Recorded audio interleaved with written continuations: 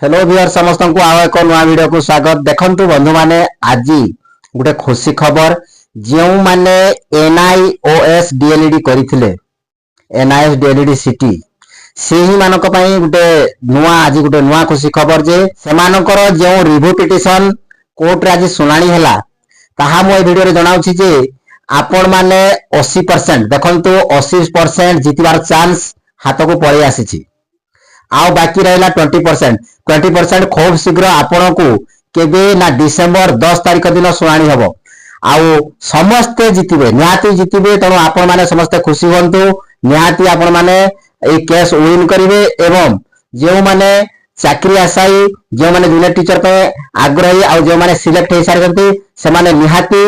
Supreme court को order परे से माने योगदान करिवे जॉइन करिवे तेणु जो माने भी एपर्यंत हाईकोर्ट रे आपण केस दाखल करना ताले आपण अवश्य बची जाई पारंती जे आपण चाकरी पाई पारिबे नाही तेणु अति शीघ्र आपण माने जो माने करना आपण खूब शीघ्र करनियंतु आपणकर सुनानी खूब शीघ्र डिसेंबर 10 तारिख दिन 3टा रे सुनानी हबो। आज जो सुनानीटा हला एनआईएस सपेक्ष रे हेची एनआईएस डीएलईडी जितिबाटा थय तेणु आपण माने सुनिश्चित रहंतु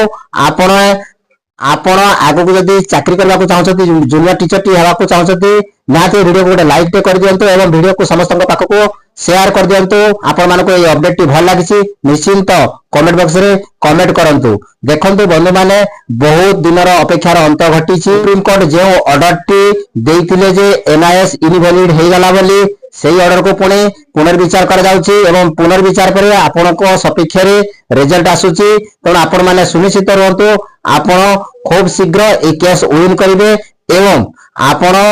राज्य सरकार को तरफ जो नियुक्ति बाहरिबो से नियुक्ति रे आपण योगदान दे पारिबे एवं आपनकर स्वप्न अछि स्वप्नटी पूर्ण करिवे तेणु आपण मानको अनुरोध वीडियो को समस्त गोटे गोटे लाइक कर दियंतु जो माने लाइक करना हंती वीडियो को समस्त पाख को शेयर कर दियंतु। आपण मानक समस्त ए छोट अपडेट टी थिला जो माने चैनल को सब्सक्राइब करना सब्सक्राइब कर दियंतु। रहिले जय जगन्नाथ।